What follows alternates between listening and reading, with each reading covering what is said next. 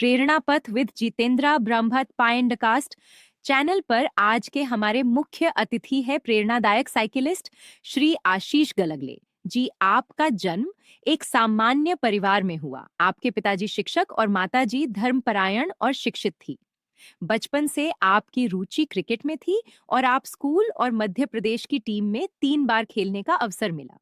शासकीय सेवा में आने के बाद एमपी सिविल सर्विस में शामिल होकर लेवल 1 तक के क्रिकेट एम्पायर तक पहुंचे। धीरे धीरे आपका मन साइकिलिंग की ओर गया। पहले आपने 8 किलोमीटर साइकिल चलना शुरू किया। आपने पहली बार साइकिल यात्रा अयोध्या मंदिर निर्माण से पूर्व और पश्चात गुना से 2 बार अयोध्या की 670 किलोमीटर यात्रा 40 दिनों में की। इसके बाद फिर एक बार कश्मीर के मां वैष्णो देवी धाम से 3650 किलोमीटर की यात्रा कश्मीर से कन्याकुमारी तक 26 दिनों में पूरी की। राजस्थान में पूरे भारत से 40 वर्ष से अधिक आयु के साइकिलिस्ट आए उस प्रतियोगिता में दूसरा स्थान प्राप्त किया। अयोध्या मंदिर निर्माण के बाद फिर साइकिल यात्रा की। अभी मध्य प्रदेश स्थापना दिवस पर 4900 किलोमीटर की मध्य प्रदेश दर्शन यात्रा की। 6 वर्षों में 1 लाख किलोमीटर की यात्रा कर चुके हैं। आपको अनेक पुरस्कार और सम्मान प्राप्त हो चुके हैं। आपको अशोकनगर के पूर्व कलेक्टर श्री आदित्य सिंह जी द्वारा सम्मानित किया गया है। आपने प्रेरणा पथ विद जितेंद्रा ब्रह्मभट्ट के लिए समय निकाला, उसके लिए हृदय से धन्यवाद एवं आभार। आइए मिलते हैं और सुनते हैं प्रेरणादायक साइकिलिस्ट श्री आशीष गलगले जी से। नमस्कार दोस्तों, एक बार फिर आपका स्वागत है प्रेरणा पथ में। दोस्तों, हम बात करते हैं ऐसे लोगों से जिन्होंने अपने शौक को, अपने जुनून को एक जोश दिया और समाज को प्रेरणा दी। और प्रेरणा पथ का उद्देश्य भी यही है कि हम ऐसे व्यक्तित्वों को आपके सामने लेके आए जो समाज के लिए प्रेरणादायक हों और जिनसे हम कुछ सीख सकें। तो दोस्तों, आज के हमारे साथ ऐसे व्यक्तित्व के धनी हैं जिन्होंने अपने जोश और जुनून को अपनी पहचान बनाया। एक साइकिल को सिर्फ साइकिलिंग न रख के एक अपना जोश और जुनून में तब्दील किया और मध्य प्रदेश ही नहीं पूरे भारत का भ्रमण जिन्होंने किया और एक जिनकी समाज में एक अलग ही पहचान है, एक प्रेरणा का केंद्र है। केवल साइकिलिंग उनके लिए शौक नहीं है, एक जुनून है और प्रेरणा का केंद्र है। तो आज हमने सोचा कि ऐसे व्यक्तित्व को आपके बीच में लाते हैं जिनसे हम प्रेरणा लें, साइकिलिंग के लिए हम लोग चलें, जिन्होंने लगभग 6 वर्षों में 1 लाख किलोमीटर से अधिक साइकिल की यात्रा की। अभी आपने हाल ही में मध्य प्रदेश दर्शन के माध्यम से मध्य प्रदेश का भ्रमण किया। गुना जिले से 2 बार आपको अयोध्या की साइकिल से यात्रा करने का सौभाग्य मिला। बात कर रहा था तो हमने देखा कि उन्होंने एक बार अयोध्या मंदिर निर्माण से पूर्व की एक यात्रा की और जब मंदिर का निर्माण हो गया उसके बाद यात्रा की। ऐसे व्यक्तित्व के धनी आदरणीय आशीष गलगले जी हमारे बीच में हैं। आशीष भाई साहब, मैं आपका बहुत बहुत स्वागत करता हूँ। धन्यवाद, आपने प्रेरणा पथ के लिए टाइम निकाला और हमारे बीच में आए। बहुत धन्यवाद। पारिवारिक पृष्ठभूमि के बारे में बताएं कि आपका परिवार में कौन कौन है, कहाँ से, कितने? मैं एक शिक्षक के घर में मैंने जन्म लिया। मेरे फादर शिक्षक रहे। माँ भी मेरी हाईली क्वालिफाइड थी उस जमाने की, डबल एमए। आप कल्पना कर सकते हैं कि यदि आज वो होती तो एक 80 साल की होती। और उस जमाने में उन्होंने खैरागढ़ यूनिवर्सिटी से एमए म्यूजिक और एमए इंग्लिश किया। ऐसे शानदार व्यक्तित्व के धनी मेरे माता पिता, मेरे को सौभाग्य मिला कि मैं उनके परिवार में मैंने जन्म लिया। और मेरा एक छोटा भाई था। ये हम 4 लोगों का परिवार था।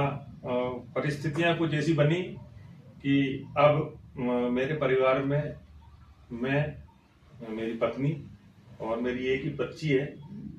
हम 3 लोगों का परिवार है और मैं शिक्षा विभाग में कार्यरत हूँ। क्योंकि तो भाई साहब, आपकी पढ़ाई लिखाई, शिक्षा दीक्षा कहाँ पर हुई? मेरी सबसे बड़ी बात ये जो बताने की है कि मेरी जो माताजी थी वो शुरू से ही हमारे फादर से इस बात पे उन्होंने प्रॉमिस लिया था कि मैं अपने बच्चों को इंग्लिश मीडियम स्कूल में पढ़ाऊँ। ऐसा उनका मानना था। बाकी जो एजुकेशन है वो वंदना कॉन्वेंट में, क्योंकि उस जमाने में वंदना कॉन्वेंट 5th क्लास में था, 5th तक था। और 6ठी क्लास जो है क्राइस्ट, जो उनकी दूसरी विंग थी, तो वो तो बाकी 5वीं तक वंदना कॉन्वेंट और 6ठी से लेके 12वीं तक ये क्राइस्ट स्कूल, ये मेरी स्कूली एजुकेशन रही। इसके बाद कुछ जैसे ही मेरी 12वीं मैंने उत्तीर्ण की, एक 12वीं का भी एक बड़ा रोचक वाकया है कि मेरे जब फाइनल एग्जाम चल रहे थे, मैं क्रिकेट का अच्छा खिलाड़ी था ऐसा लोग बताते थे। तो जिस दिन परीक्षा थी उस दिन मुझे मेरे मित्रगण मैच खिलाने ले गए और वो मेरा एक पेपर मिस हो गया। तो ये मुझे लगता है कि ये सर्वोच्च जब अपन किसी चीज में पहुंच जाते हैं तब ये ऐसी घटनाएं होती है। वो मुझे 12वीं की परीक्षा दोबारा देनी पड़ी और मेरी जो मतलब स्कूली शिक्षा गुना में हुई। इसके बाद कुछ ऐसी घटना घटी कि मेरे पिताश्री एक लंबी बीमारी सीए की परीक्षा कर रहा, तैयारी चल रही थी। तो माता जी ने ये प्रस्ताव रखा कि मैं कर लूं। तो मेरा उनसे ये कहना था कि भाई आप 50+ हैं, ज्यादा समय आप नहीं कर पाएंगी। तो फिर मैंने उस नौकरी को चुना और सन 1995 से आज 2026 तक मेरी 30 साल की सेवा है। कॉलेज भी आपका गुना में हुआ? कॉलेज मैं आपको बताऊं कि कॉलेज की ऐसा था कि मैं फर्स्ट ईयर सेकेंड ईयर में था तभी मुझे अनुकंपा नियुक्ति हुई। तो मैं उसी साल प्राइवेट हो गया। अच्छा। क्योंकि आप सरकारी सेवा में रहकर संस्थागत नहीं कर सकते। प्राइवेट। तो वो सेकेंड ईयर पास करने के बाद कुछ पढ़ाई में गैप हुआ।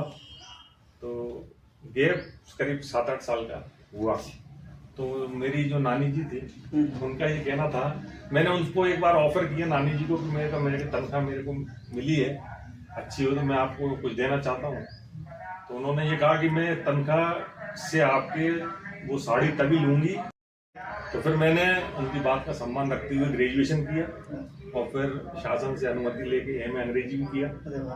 और ये मतलब बड़ा ही सबके जीवन में कुछ ना कुछ रोचक घटनाएं होती हैं। तो ये मेरा ऐसा एजुकेशन का है। मतलब संस्थागत एजुकेशन मेरी बीकॉम सेकेंड ईयर तक रही।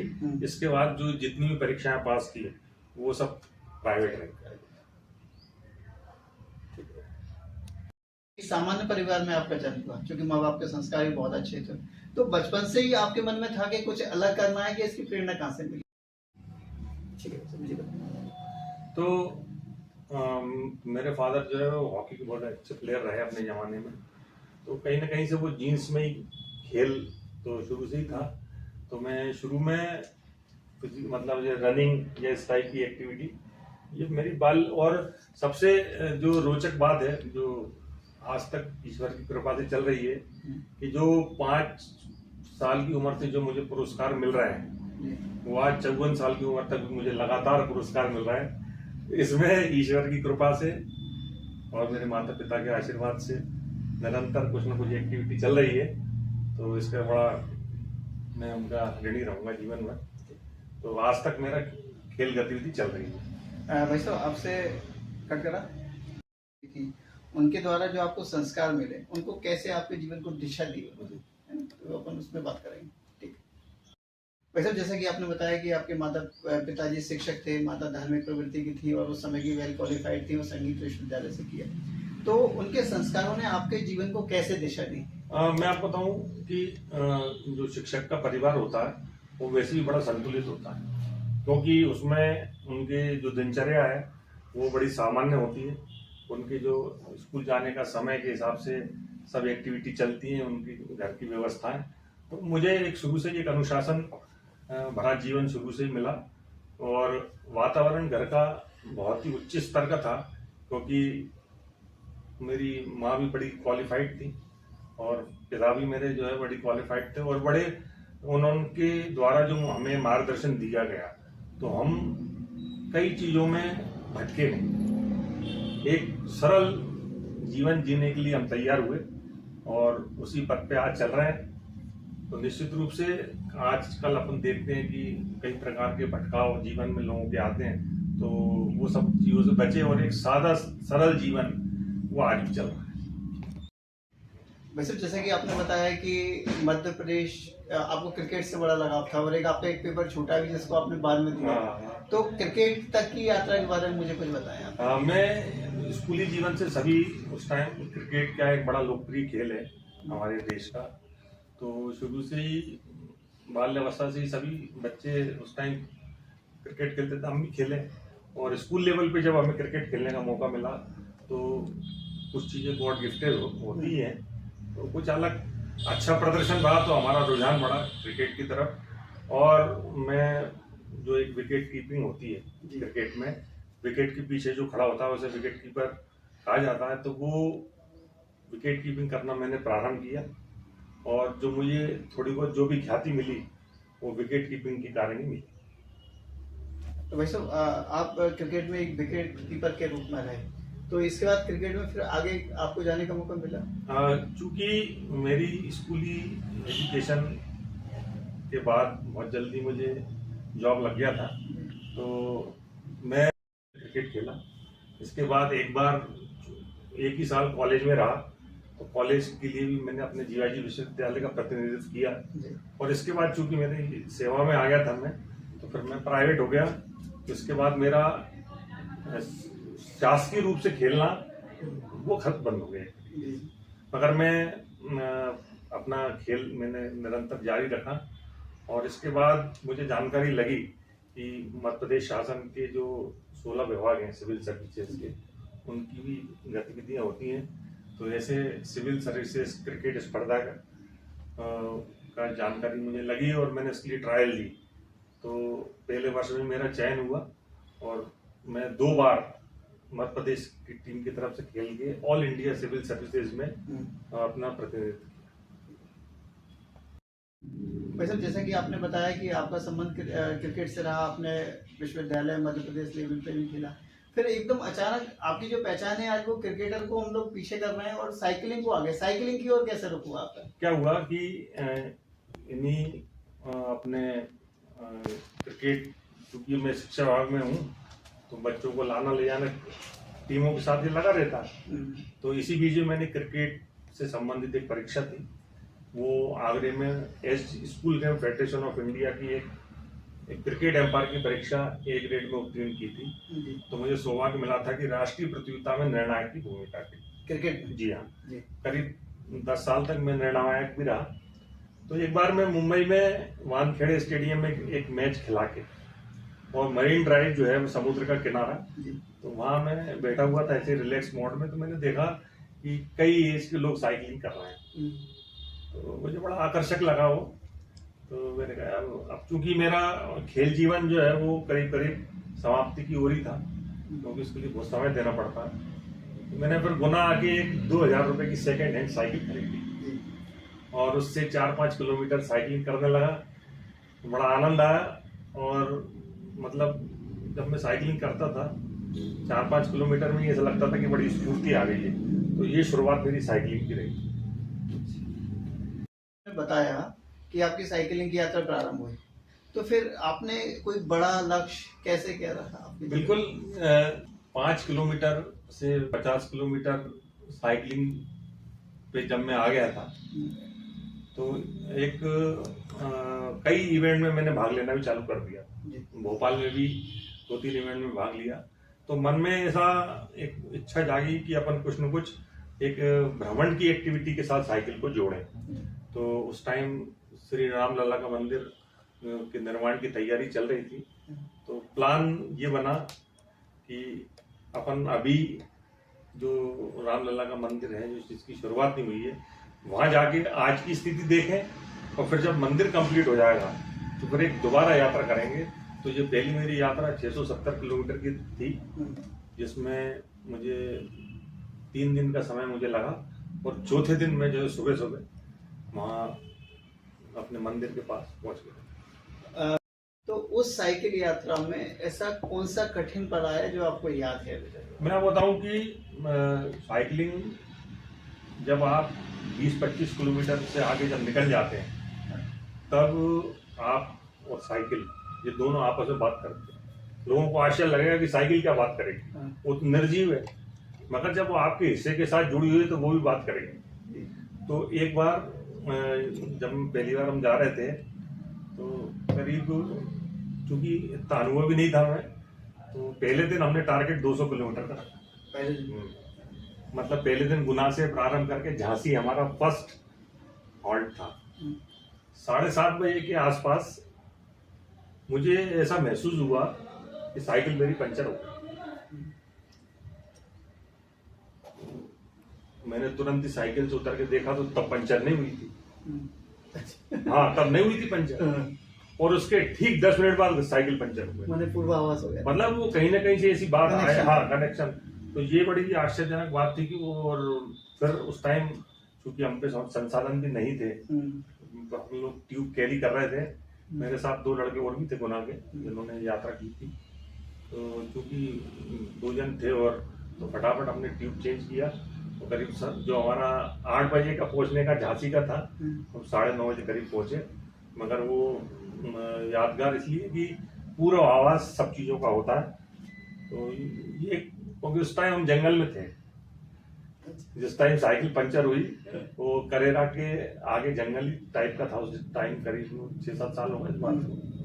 तो ये बड़ा रोचक था, मगर चूंकि दृढ़ संकल्प था तो रामलला की कृपा थी। हाँ, कुछ नहीं, ईश्वर की कृपा के बिना आप कुछ नहीं कर सकते। भाई साहब, जैसे आपने बताया कि आपको रामलला के 2 बार दर्शन करने का मौका मिला। एक बार आप लोगों को पहले पूर्व का दृश्य दिखाना चाहते थे, फिर आप इसके बाद बाहर भी गए। तो इसके बाद क्या फिर आपने कोई बड़ा लक्ष्य अपने मस्तिष्क में लिया? साइकिलिंग मैं आपको बताऊं, एक ऐसा साइकिलिंग का जज्बा ऐसा है, जब आप एक इवेंट करते हो तो आपको दूसरे इवेंट के मन में प्लानिंग तैयार हो जाता है, जिज्ञासा बड़ी। तो ये जब मैंने सफलतापूर्वक कर ली थी तो बहुत दिनों से इच्छा थी, सुनता था मैं कि फलाने ने कश्मीर से कन्याकुमारी जा रहे हैं। ये चूंकि हम एक मध्यम परिवार के लोग हैं और सिर्फ सोचने से ही काम नहीं चलता, अर्थ का भी बहुत बड़ा खेल है। और हम लोगों को स्पॉन्सर कौन करे बड़ा मुश्किल रहता है, मगर फिर भी जैसा भी हो सका। और इसमें रोटरी क्लब ने मेरी मदद की थी, बिल्कुल ये कहना बहुत जरूरी है। तो कश्मीर से कन्याकुमारी की यात्रा मैंने कई लोगों से पत्राचार किया, तो मेरी किसी प्रकार से किसी ने ऐसी बहुत हेल्प नहीं की, मगर मेरा परिवार साथ था। परिवार से मेरा मतलब मेरी धर्म पत्नी, तो उन्होंने कहा कि जब आपके मन में है तो आप जरूर करिए। तो मैंने पूरा रूट प्लान बनाया कश्मीर से कन्याकुमारी का, और प्लानिंग ये की कि श्रीनगर से उस टाइम वो लोग अनुमति नहीं दे रहे थे, क्योंकि उस टाइम थोड़ा आतंकवादी घटनाओं की संभावना बनी रहती थी उस टाइम में। तो उन्होंने मना कर दिया था कि आप मतलब यहाँ से स्टार्ट मत करिए। तो फिर मैंने कटरा से स्टार्ट की थी यात्रा, और मेरे साथ एक राइडर और था। तो हम 2 लोगों ने कटरा से अपनी ये जो साइकिलिंग की कश्मीर से कन्याकुमारी ये स्टार्ट की थी। ये करीब हमने जो रूट प्लान बनाया था वो 1 महीने का था, 30 दिन में पूरी करने का प्लान था। और योजना यही थी कि हर 7 दिन बाद एक ब्रेक लेंगे। मगर कुछ ऐसा हुआ कि जो मेरे साथ राइडर था उसने बीच में ही मुझे छोड़ दिया, और वो क्यों छोड़ा वो आज तक मुझे नहीं पता। तो मैं चूंकि उसके साथ उसके दोस्त व्हीकल से चल रहे थे, तो हमारा सामान उसकी गाड़ी में, गुना में आके उसने मुझसे ये कह दिया कि सर मैं आपके साथ कंटिन्यू नहीं कर पाऊंगा। तो मेरा मनोबल गिर चुका था उस टाइम। मैंने कहा मैं कैसे यात्रा करूंगा। तो मैं गुना में मैंने 2 दिन का ब्रेक कैसे लिया, श्रीमती जी के सामने बात रखी। तो आप यकीन मानिए कि जब उन्होंने ये कहा कि ये आपको यात्रा करनी ही है हर हालत में, तो जब इतना बड़ा अपने को बूस्ट मिलता है परिवार से, तो मेरे पास जो मेरी पुरानी गाड़ी थी 4 व्हीलर, मैंने उसको तैयार करवाई और एक ड्राइवर को साथ लेके, चूंकि घर वालों का ये कहना था कि आप किसी के साथ कोई साथ जरूर जाएगा आपके। तो फिर मैंने यहाँ से यात्रा स्टार्ट की, और जिस लड़के ने मुझे छोड़ा था यहाँ, उससे 10 दिन पहले यात्रा खत्म कर दी थी। यात्रा उसने भी की, मगर जिस दिन वो कन्याकुमारी पहुंचा था उस दिन मैं अपने घर आ गया। अरे वाह। तो ये यात्रा करीब 23 दिन लगातार रही, 4 हॉल्ट रहे, ऐसे 27 दिन में अपनी यात्रा संपन्न हुई। और इस पूरी यात्रा में मैं कम से कम 13-14 स्कूलों में भी गया हूँ। यहाँ बच्चों से मैंने आह्वान किया कि वो बीच में अपनी शिक्षा ना छोड़ें और शिक्षा को लगातार जारी रखें। दिक्कत नहीं आई, क्योंकि जब लंबी दूरी की आप साइकिलिंग करते हैं तो मांसपेशियों में खिंचाव, मेंटल स्ट्रेस, और कई बार जब आप अकेले कर रहे हैं सोलो राइड, तो आपको एक नेगेटिविटी हावी हो जाती, क्यों कर रहे हो आप।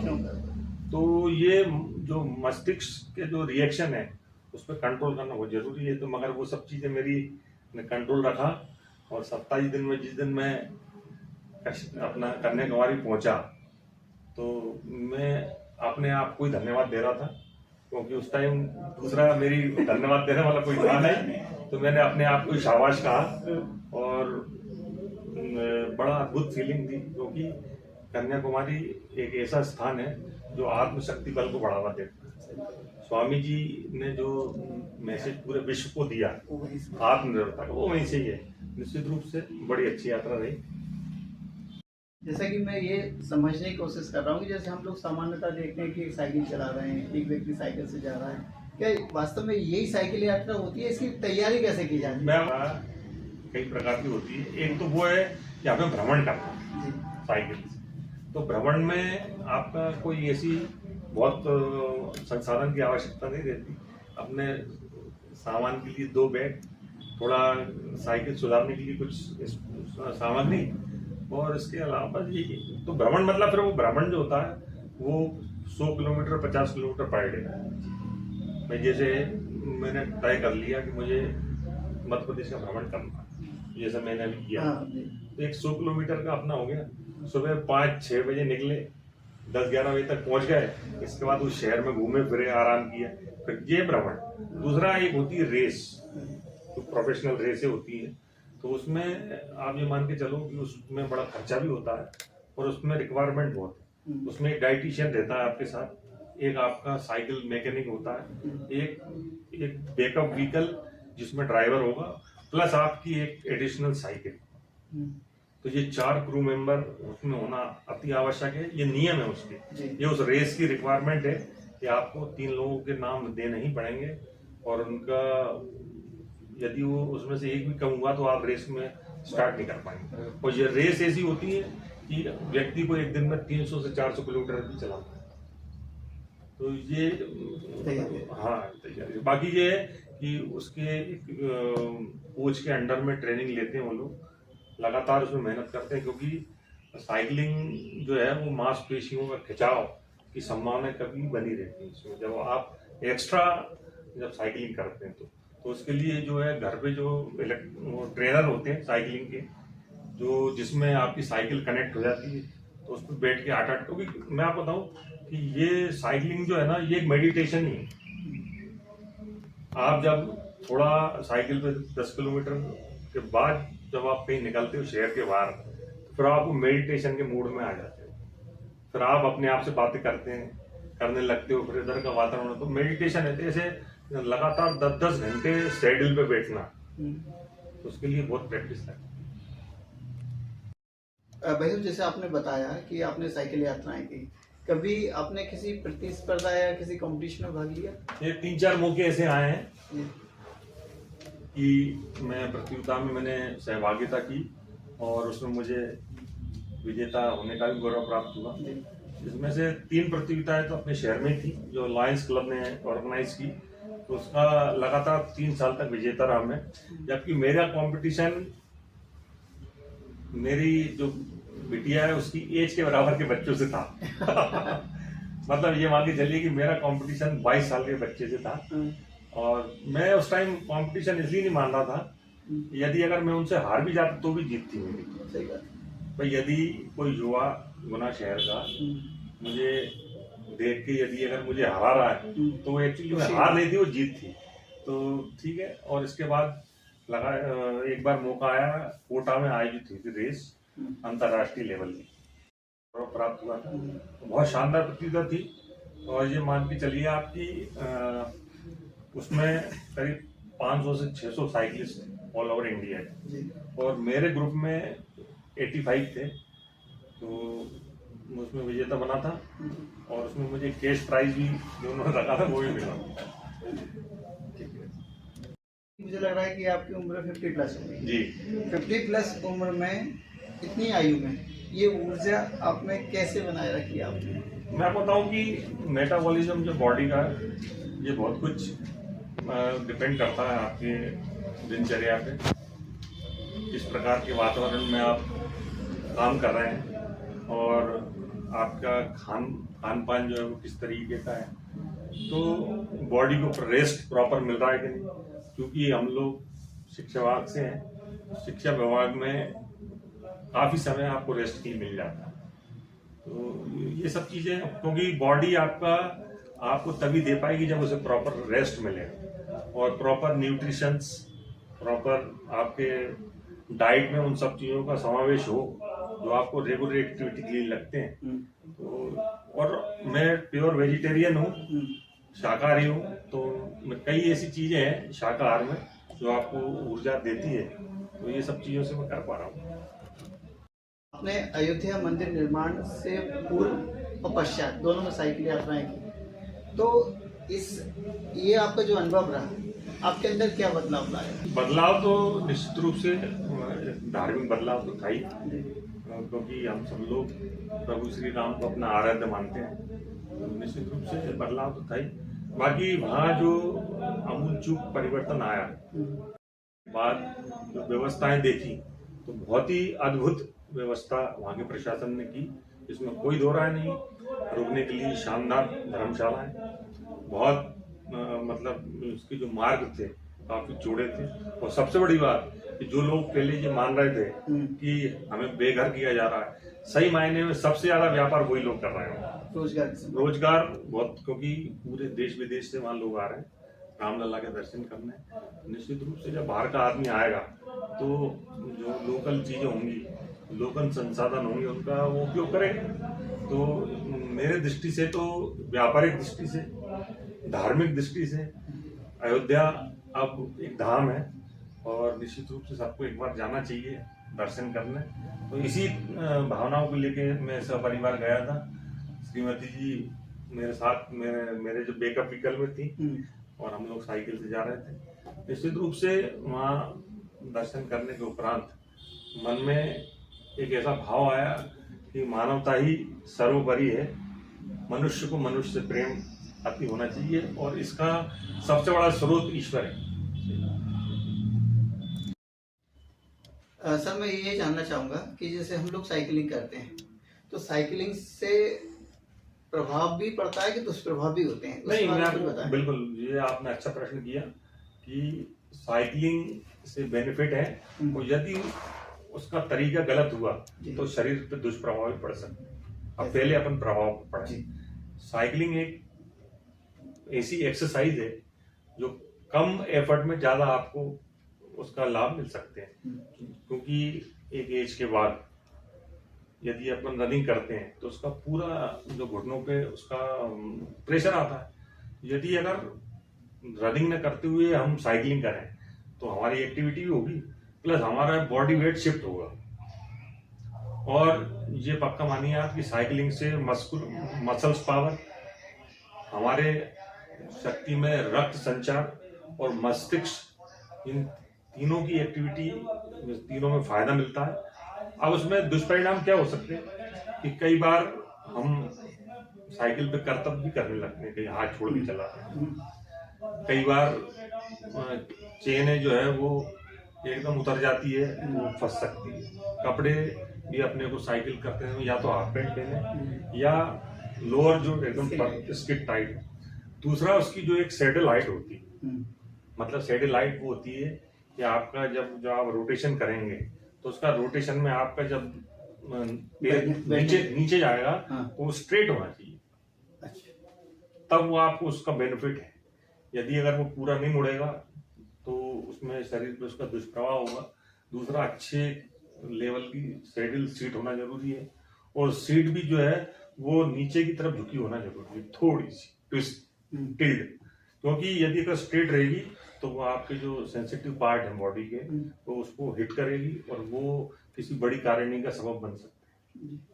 तो उसका जो सैडल है वो टिल्ड, मतलब नीचे की तरफ, जैसा आपका शरीर जो है वो स्लोप हल्का सा रहे। तो ये कुछ चीजें ऐसी हैं। दूसरा, जो बिगनर्स हैं वो जरूरी नहीं है कि वो बहुत लंबी दूरी की साइकिलिंग शुरुआत से करें।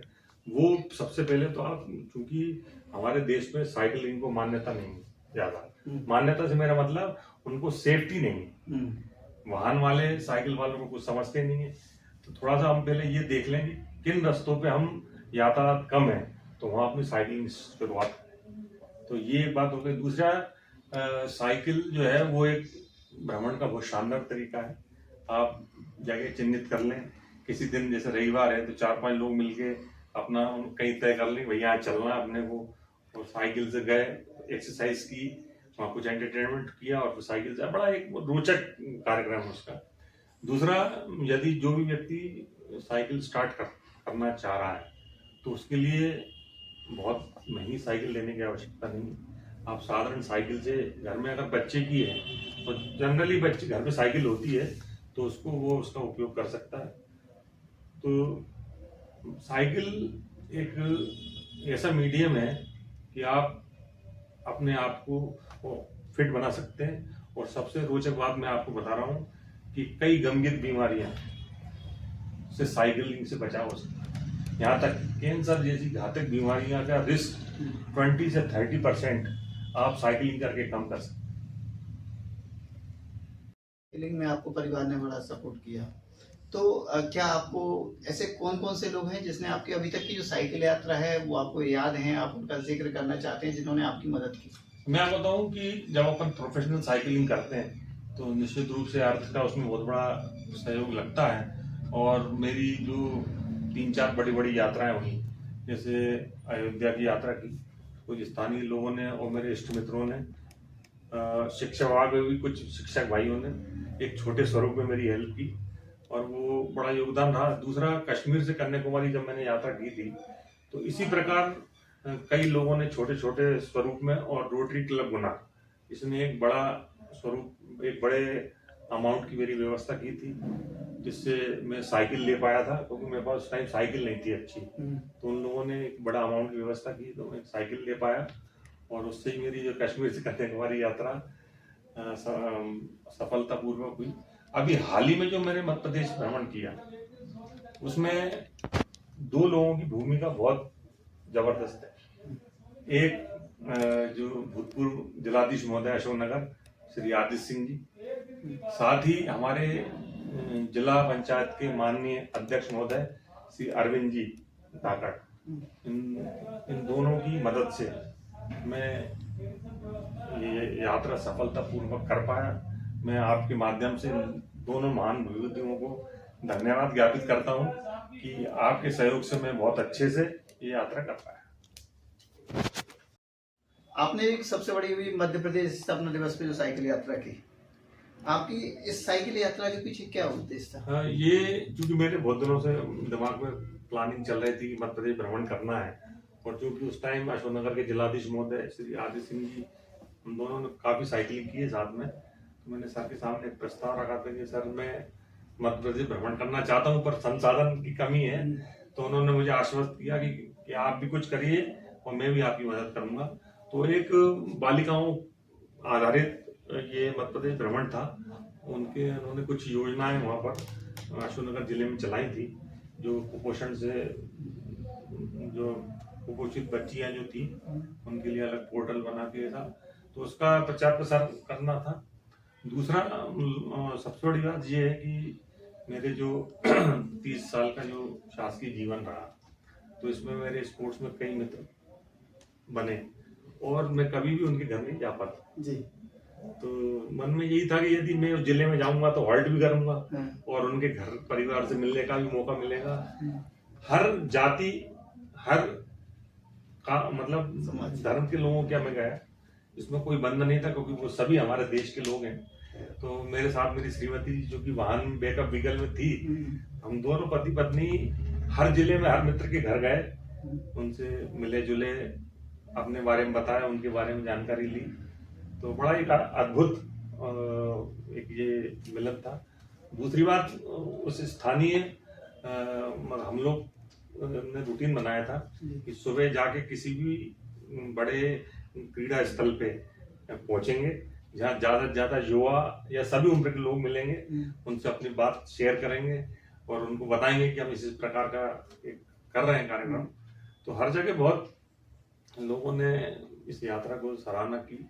और सबसे बड़ी बात, मैं करीब 2-3 नवोदय स्कूलों में भी जाने का मुझे सौभाग्य प्राप्त हुआ। तो मंदसौर जिले का नवोदय विद्यालय है, वहाँ के जो प्राचार्य गुना में भी नवोदय में रहते, तो परिचित थे वो पहले से ही। तो उन्होंने बोल दिया था कि सर आपको आना है। तो आप ये मान के चलो कि जब मैं साइकिल से वहाँ नवोदय विद्यालय पहुंचा तो बच्चों ने मुझे घेर लिया, चारों तरफ मेरे बच्चे थे और उनकी खुशी का ठिकाना नहीं था, क्योंकि वो मुझे, चूंकि साइकिलिंग की जो वेशभूषा रहती है वो बड़ी अट्रैक्टिव रहती है, तो वो एक अट्रैक्शन भी था। बाकी बच्चों में ये बड़ी जिज्ञासा थी कि यहाँ पर हमारा मतलब एकांत में स्कूल है, वो कोई साइकिल चला के मिलने आया है, और बहुत ही उन बच्चों ने, और ये बच्चे ऊर्जा का स्रोत होते हैं, क्योंकि हम शिक्षा विभाग से अपन जानते हैं अच्छे से, बड़ा ही शानदार रहा। और मुझे मध्य प्रदेश भ्रमण कब शुरुआत हुई कब खत्म हो गया, 35 दिन का ये कार्यक्रम, 5000 किलोमीटर की साइकिल यात्रा, कई धार्मिक स्थानों पे, कई ऐसे लोगों से, मगर एक जो बात मन में वो मैं आपके माध्यम से शेयर करना चाहता हूँ कि महिलाओं की स्थिति में बहुत परिवर्तन नहीं आया है, बहुत मुश्किल, क्योंकि हम कई ऐसे इलाकों से गुजरे साइकिल के माध्यम से, तो यहाँ आज भी ऐसा लगा कि अभी भी बहुत काम बाकी है। तो मेरा आपके इस पॉडकास्ट के माध्यम से यही आग्रह रहेगा कि अभी भी महिलाओं को वो स्थान नहीं मिला है जिसकी हकदार है, उनका आज भी उपयोग दोहन हो रहा है। इस यात्रा में आपने मध्य प्रदेश का भ्रमण किया, मध्य प्रदेश दर्शन किया, मध्य प्रदेश की संस्कृति और लोगों के बारे में क्या विशेष अनुभव रहा आपका?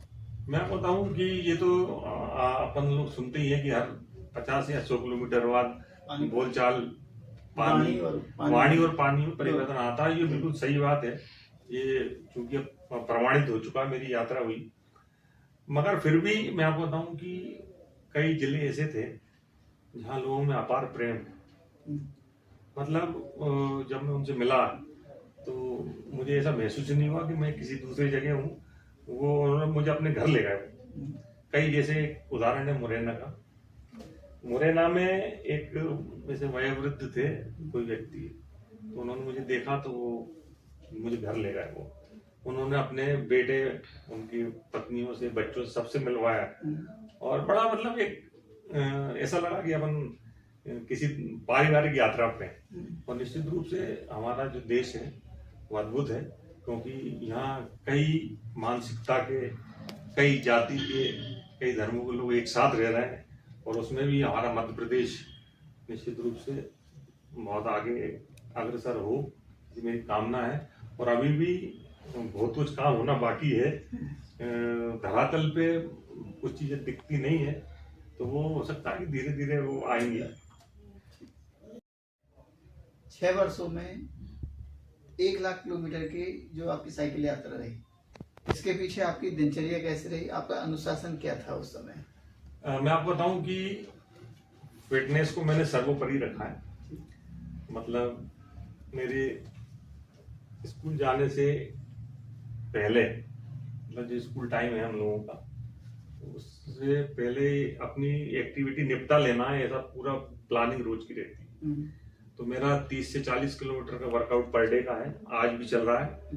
और पहले मेरी पोस्टिंग थोड़ी दूरस्थ ग्राम में थी, अब मेरी पोस्टिंग निकटवर्ती ग्राम बजरंगगढ़ में है। तो मैंने कुछ ऐसा प्लान किया है कि मैं अलग से नहीं जाता, क्योंकि बजरंगगढ़ 8-10 किलोमीटर है, तो मेरा स्कूल आना जाना ही बजरंगगढ़ से हो जाता, तो 20-25 किलोमीटर मेरी। तो उससे सबसे बड़ा बेनिफिट ये है कि जो वहाँ जो अध्ययनरत छात्र हैं उनमें एक भारी परिवर्तन दिखा, और लास्ट ईयर वहाँ संख्या 280 थी।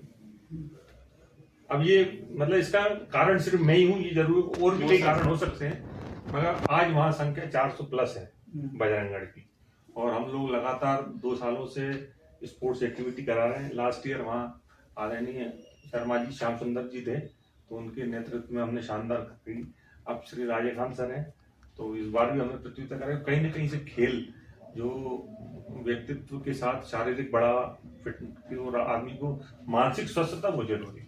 जब तक आपका मस्तिष्क मानसिक रूप से आप स्वस्थ नहीं रहेंगे, तो आप किसी भी एक्टिविटी करने के लिए कभी भी मतलब उसमें 100% नहीं दे सकते।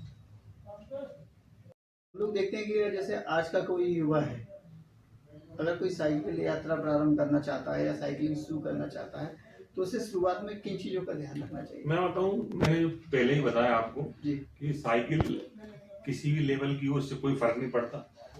आप जैसे उसकी जो सैडल सीट है उसका सही डायरेक्शन, आपके हाइट के हिसाब से इस साइकिल की फ्रेम, क्योंकि यदि अगर आपकी हाइट 6 फुट है तो आपको उसका लार्ज साइज लेना है, ये उसकी रिक्वायरमेंट है। कुछ छोटी छोटी बातें हैं, क्योंकि साइकिल 2-4-5 किलोमीटर में फर्क नहीं पड़ता। अगर आप उस नेक्स्ट लेवल पे जब जाएंगे तो आपकी इच्छा होगी 10-20 किलोमीटर, तो आपको इन सब चीज़ों को देखना पड़ता है। तो ऐसी कोई बहुत बड़ी रिक्वायरमेंट नहीं है, साइकिल कोई भी कभी भी शुरू कर सकता है। आपकी जो साइकिल यात्राएं हैं, आपने जो साइकिल यात्राएं की, उनमें आपने जीवन का सबसे बड़ा सबक क्या सीखा? मैं बताऊं कि साइकिलिंग जो है वो आपको पहले बताया मेडिटेशन है। तो जब हम मेडिटेशन में आ जाते हैं तो अपने आप से चर्चा करने लगते हैं, और सबसे बड़ी बात यही है कि आत्म मंथन, आत्मचिंतन, सेल्फ, हम अपना वैल्यूएशन नहीं करते, इसलिए जीवन में हम मात खाते हैं कई बार। हमें हमेशा हमारे फादर ने सिखाया कि दूसरे की लाइन मिटाने से अच्छा है कि अपनी लाइन बढ़ाओ, क्योंकि आप जितना समय दूसरे की लाइन मिटाने में लगाओगे उतना अपनी बढ़ाओ। तो दूसरी बात यही है कि अपना खुद का वैल्यूएशन होना अति आवश्यक है, और वही आजकल के युवाओं में कमी है कि अपना खुद का मूल्यांकन वो कभी नहीं करते। वो हमेशा दूसरे का मूल्यांकन करके और फिर अपने आप को उसके बराबर ले जाने की कोशिश करते हैं, तो वो संभव नहीं है। अपना सेल्फ असेसमेंट बहुत जरूरी है, और यही सब चीजें में साइकिलिंग एक, चूंकि अब आप जब हाईवे पे चलते हैं तो आपको पूरी सावधानी से चलाना है। आपको ट्रैफिक रूल के हिसाब से सामने से गाड़ियां कई बार रफ्तार में निकलती है, तो वो एक मेडिटेशन, मतलब ये मान लीजिए कि डिसिप्लिन, और बहुत ही डिसिप्लिन, मतलब मुझे साइकिलिंग से सबसे पहली बात तो एक अच्छा स्वास्थ्य प्राप्त हुआ। दूसरा, डिपेंडेंसी अपने ऊपर ही है, अपने को किसी और पे डिपेंड होना नहीं है। तीसरा, अपना सेल्फ असेसमेंट, खुद का मूल्यांकन, ये आप किस पोजीशन में है, ये बहुत जरूरी है। कई चीजें हैं, तो साइकिलिंग एक बहुत ही जबरदस्त एक्सरसाइज है जो आपको जीवन में दिन प्रतिदिन उन्नति की ओर ले जाएगी। और उन्नति से मेरा मतलब धन कमाने से नहीं है। यदि आप उम्र के पड़ाव पे स्वस्थ हो तो वो लाखों करोड़ों रुपए से भी ज्यादा है कि आप स्वस्थ शरीर। आज के टाइम में लोग, मुझे लगता है कि आने वाले दिनों में जब लोग मंदिरों में जाएंगे तो धन की अपेक्षा कम, मैं स्वस्थ रहूं ये ज्यादा मांगेंगे। हाँ, वैसे हमारे यहाँ एक कहावत भी है ना, पहला सुख निरोगी बिल्कुल, काया। बिल्कुल। अगर आप बस शरीर स्वस्थ है तो आप सारे सुखों को भोग लेंगे। बिल्कुल, क्योंकि यदि अगर आप शरीर स्वस्थ नहीं है आपका तो वंचित हो जाएंगे। वंचित मतलब एक चीजें सामने हुई पर एक ऐसी लक्ष्मण रेखा है कि आपको पार नहीं करना है। तो जब आप किसी चीज से वंचित किए जाओगे तो आपका जीवन आनंदमय नहीं रहेगा। तो इस वंचित न रहे, इसके लिए आप नियमित कोई ना कोई एक्टिविटी, और साइकिल सबसे बड़ा माध्यम है। आप हमारे देश के युवाओं को एक लाइन में क्या संदेश देना चाहते हैं? जो मैंने सीखा है अपने परिवार से कि हमें अपने वाणी पे नियंत्रण रखना बहुत जरूरी है। कई ऐसी चीजें हैं, क्योंकि वाणी की जो मारक क्षमता है वो उस धारदार हथियार से भी ज्यादा है, कि धारदार हथियार की मारक क्षमता, यदि उससे कोई घायल होता है तो वो उसका इलाज है, मगर शब्दावली से यदि अगर आपने किसी को घायल कर दिया तो जीवन पर्यंत उसका घाव ठीक होने वाला नहीं है। दूसरा, मेरा यही मानना है कि अपना सेल्फ असेसमेंट करें, अपना खुद का वैल्यूएशन बहुत जरूरी है कि हम कहाँ हैं, हम किन वातावरण में अपना समय गुजार रहे हैं।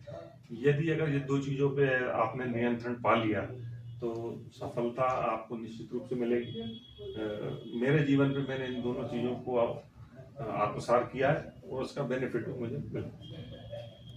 वैसे जैसा कि लोग कहते भी हैं कि हमेशा एक सफल व्यक्ति के पीछे एक नारी का बड़ा योगदान होता है, तो आपको क्या लगता है कि आपकी इस पूरी साइकिल यात्रा में, जर्नी है, उसमें नारी का क्या महत्व है?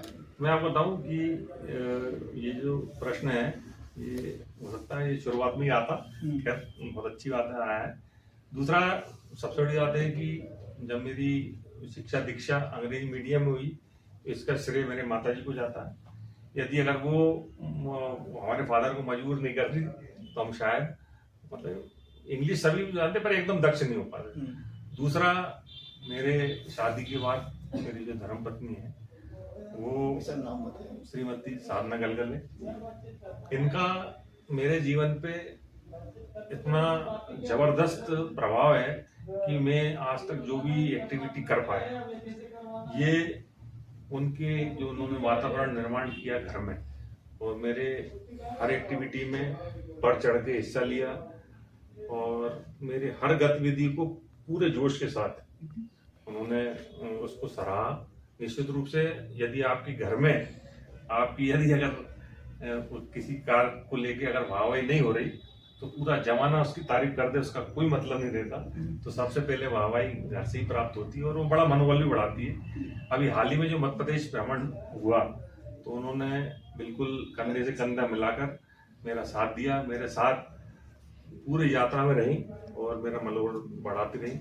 तो इसके लिए मैं जीवन भर उनका ऋणी रहूंगा निश्चित रूप से, क्योंकि बिना यदि अगर आप शादीशुदा हैं तो आपको उनका सहयोग लेना ही पड़ेगा और आपको भी करना है उनका, क्योंकि ये तो अर्धांगिनी आदान भी कहा जाता है। और निश्चित रूप से बिल्कुल उनका जो मेरे आज भी मैं जब सुबह निकलता हूँ साइकिलिंग करने तो वो कभी नहीं टोकती मुझे कि वो आप कहाँ जा रहे हो, कब आओ। ये सबसे बड़ी बात, सबसे बड़ी बात भाई। यदि अगर जैसे अपन, क्योंकि घर के भी कई काम रहते हैं, महिलाओं का पूरा जीवन घर के काम करने में निकल जाता है, उनकी भावनाएं हम तब समझ पाते हैं जब अति हो जाती है। क्योंकि शुरुआत में तो कई बार क्योंकि महिलाएं जो रहती हैं वो बहुत सी बातें छुपा जाती है। बिटिया के बारे में कुछ बताइए। बिटिया आपको तो मेरी एक ही बालिका है और उसका भी मेरे जीवन में बड़ा योगदान रहता है। वो अभी इंदौर में एक कंपनी में HR मैनेजर है। और जब मैं आपको बताऊं कि हमारे परिवार में हम 16 भाई थे, हमारे यहाँ बच्चियां कोई नहीं थी, तो यही मुझे सौभाग्य प्राप्त हुआ कि मुझे बिटिया हुई और मैंने उसी दिन तय कर लिया था कि अब ये बिटिया ही रहेगी मेरे जीवन में। उसका नाम क्या है? तो उसका नाम नूपुर गलगले। वो बहुत अच्छा भी, उसने MBA इंदौर से किया और अब बहुत जल्दी हम लोग उसके आगे की दाम्पत्य जीवन की भी तैयारी कर रहे हैं, अब ईश्वर मौका देगा। मगर मैं ईश्वर को धन्यवाद दे दूंगा कि जो भी महिला के रूप में मेरे जीवन में आई, उन सब ने मेरे जीवन को चमकाने में पूरा प्रयास किया है। इसके लिए मैं ईश्वर का धन्यवाद ज्ञापित करता हूं। आप गुना के एक साइकिलिस्ट हैं, जाने माने हैं। उन्होंने हमारे बीच में आए, समय निकाला, हम लोगों से इतनी सारी बातें की और उन्होंने बताया कि सफल जीवन में एक नारी का बड़ा योगदान होता है और हमारे इसलिए उसको जहाँ अर्धांगिनी कहा जाता है। कभी भी कोई आधे अंग से पूरे काम नहीं कर सकता, जब तक वो दोनों नहीं मिलेंगे हम काम सफलताएं प्राप्त नहीं करती। आदरणीय, मुझे आशा है और उम्मीद है कि हमारे नया युवा जो साइकिलिस्ट की ओर बढ़ रहे हैं, जो साइकिलिंग करना चाहते हैं, उन्होंने जो बात बताई उनकी बातों को ध्यान से सुनेंगे, अपने जीवन में उतारेंगे। और कभी भी आपको इस तरह की कभी कोई साइकिलिंग के लिए कोई मार्गदर्शन की आवश्यकता पड़े तो आदरणीय आशीष गलगले जी से आप संपर्क कर सकते हैं। मैं उनका बहुत बहुत धन्यवाद देता हूँ कि उन्होंने प्रेरणा पथ के लिए समय निकाला और हम लोगों से बातचीत की। बहुत बहुत धन्यवाद। तो साइकिलिंग की जो बातें हैं वो सार्वजनिक कर पाया, क्योंकि ऐसा अवसर कम आता है जब आप अपनी बातें सार्वजनिक कर पाए। बहुत बहुत धन्यवाद।